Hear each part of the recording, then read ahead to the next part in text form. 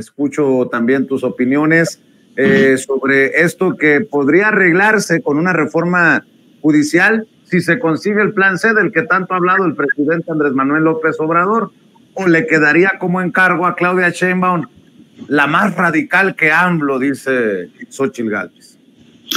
Mira, Vicente y público que nos sigue, justamente el domingo, que soy ponente en el encuentro de las izquierdas, yo voy a participar en la mesa 1, que tiene que ver con lo que ha hecho la 4T y lo que falta por hacer.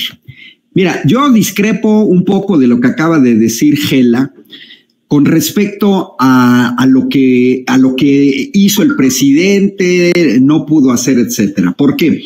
Yo parto siempre que una cosa es lo deseable y otra cosa es lo posible. Yo di una serie de conferencias, Vicente, en julio de 2018, en donde mi enfoque fue: no nos hagamos ilusiones. Fue ya heroico que hayamos ganado la presidencia de la República, teniendo en contra al INE, a los poderes fácticos, al gobierno de los Estados Unidos, al poder mediático. Ya nos habían hecho trampa en 1988, en 2006, en 2012. Entonces, ganar la presidencia de la República fue heroico. Pero yo también siempre alerté desde 2018, desde hace 5 años, yo lo primero que señalé es aguas, porque Morena y aliados no ganamos, me incluyo, la mayoría calificada. En 2018, Morena y aliados, la coalición Junto Haremos Historia, obtuvo 308 diputados, 308. La mayoría calificada son 334. Y en el caso del Senado, la coalición Juntos Haremos Historia, en ese tiempo Morena, PT, PES, fueron 69 senadores, cuando la mayoría calificada son 86. Entonces, Andrés Manuel, no, esto no fue una cuestión, Vicente, de voluntad. No, definitivamente no es cuestión de que Andrés Manuel haya querido o no haya querido. No se podía. Fue, de hecho, hasta increíble que se haya podido modificar la Constitución en temas como la Guardia Nacional o como tirar la reforma laboral disfrazada de educativa, porque nunca se tuvo la mayoría calificada. Y en 2021, menos. Así es que no fue una cuestión de falta de voluntad. Yo ahí sí discrepo con todos los que dicen es que se debería de haber hecho en la primera parte del sexenio. No había elementos, no los hubo, ni en la primera parte del sexenio, ni en la segunda parte del sexenio. Por otro lado, yo di una serie de cursos de formación política en Morena a partir de principios de 2019 y justamente me tocó el tema obstáculos de la 4T. Y ya desde 2018 yo señalaba que un gran obstáculo para la 4T iba a ser el Poder Judicial. Precisamente porque es un poder corrupto, porque los ministros de la Suprema Corte de la Justicia de la Nación fueron designados por el PRIAN, porque sirven a intereses extranjeros, que siempre lo he señalado, y que de alguna manera iba a ser una piedrita en el camino, al igual que el poder económico, los grandes empresarios que no querían pagar impuestos, el poder mediático, el gobierno de los Estados Unidos, al que no lo tenemos tan contento con el hecho de haber renacionalizado el sector eléctrico y dejar de comprar gasolina y diésel y en generar petrolíferos en Texas.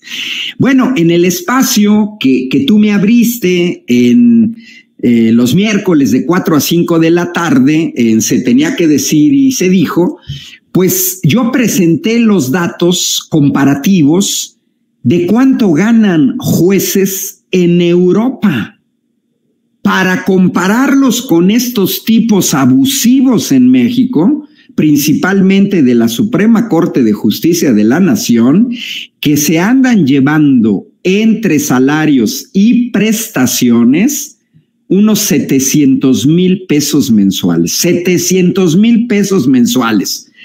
Cuando el salario de los magistrados del Tribunal Supremo en España anda del orden de 200,000 pesos mensuales, es decir, prácticamente 4 veces menos. Pero si nos vamos a Suecia, ahí los jueces y magistrados ganan en promedio 100,000 pesos mensuales en Suecia, 7 veces menos que los de la Suprema Corte de Justicia de la Nación. Y en Noruega, los jueces de su Suprema Corte andan del orden de 113,000 pesos mensuales. Mira, como diría mi mamá, que ahorita escucha en su casa este programa, parecen muertos de hambre. O sea, un país con 50 millones de pobres, no se entiende por qué les tendríamos que comprar cada 2 años Suburban de lujo, por qué les tendríamos que pagar la gasolina, ¿por qué les tendríamos que pagar 3,000 pesos diarios de alimentos, además del salario que tienen? Efectivamente, como señaló Manuel, no tenemos las pruebas, pero hay muchos elementos objetivos con base en las determinaciones que toma el Poder Judicial en México para afirmar que sirven a intereses extranjeros y que además sirven a delincuentes. Y eso basta verlo con las determinaciones que toman. Verdaderamente escandaloso. Es el único país en el mundo en donde al mismo tiempo que se está condenando a Genaro García Luna por narco en los Estados Unidos, ese mismo día se liberan los fondos de su esposa. Que no es creíble que la esposa tenga una gran cantidad de dinero, porque nos tendremos que preguntar de dónde lo sacó. Es el clásico ser prestanombres. Entonces, es una vergüenza de Poder Judicial. Pero yo siempre dije, miren, cabeza fría, a ver, hay cosas que se pueden hacer y otras cosas que no se pueden hacer. La única manera que tenía Andrés Manuel de poder hacer una reforma del Poder Judicial era dar el manotazo, como lo dio Ernesto Zedillo, de haber renunciado a todos y poner unos nuevos. Pero eso hubiera generado un tremendo conflicto y acusaciones de que sería controlar el Poder Judicial. De ahí en fuera, no fue falta de voluntad de Andrés Manuel. Andrés Manuel siempre lo ha tenido bien claro que el Poder Judicial era un obstáculo. Y esto es relevante que lo planteemos. ¿Por qué? Porque si ahora el pueblo de México quiere terminar con esos privilegios, todas y todos vamos a tener que hacer un esfuerzo para darle a Morena y aliados ahora sí la mayoría calificada que nunca ha tenido. Nunca ha tenido. Aquí no basta mayoría simple, que esa sí la ha tenido Morena y aliados. Pero la mayoría calificada para reformar la Constitución, no. Por eso no pasó la reforma del sector eléctrico, por falta de mayoría calificada. Entonces, Andrés Manuel no podría haber intentado esta reforma ni siquiera en 2019 por la sencilla razón de que no tenía mayoría calificada.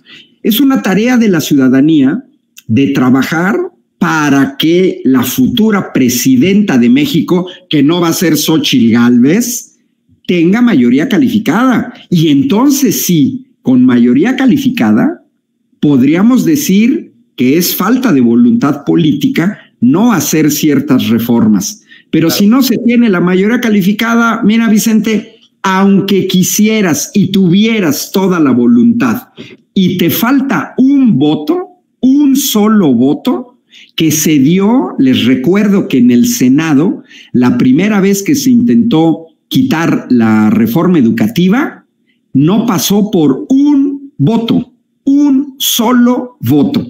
Entonces, el plan C de Andrés Manuel es una tarea a la ciudadanía. Queremos cambios más radicales, más rápido. Queremos que se concreten muchas tareas pendientes de la 4T que tienen que ver con el Poder Judicial y que tienen que ver con reformas constitucionales, pues démosle a la próxima presidenta de México, que va a ser Claudia Sheinbaum, la mayoría en la calificada, ahora sí, en la Cámara de Diputados y en la Cámara de Senadores. Claro. De otra manera va a ser muy, pero muy difícil. Y no es México, Vicente. Eso es en cualquier país del mundo. En cualquier país del mundo. Basta ver en Estados Unidos cuántas leyes no pasan, se detienen, programas, etcétera, porque no se tienen los votos necesarios. O sea, no es México, no es una particularidad de México. Es una cuestión de que así funcionan los sistemas donde hay Cámara de Diputados, Cámara de Senadores, Poder Ejecutivo. Pero de que se tiene que limpiar el Poder Judicial, sí. Caen gordos, son abusivos, muertos de hambre. Ese dinero se lo roban. Vicente, porque si yo tomo del erario 3,000 pesos para pagar mi comida, además de mi salario, ese dinero se lo estoy quitando a indígenas, se lo estoy quitando a medicinas, se lo estoy quitando al sector salud, se lo estoy quitando a gente pobre. Es increíble esta falta de conciencia de esta gente del Poder Judicial. Nadie les cree que su interés sea la justicia. Nadie.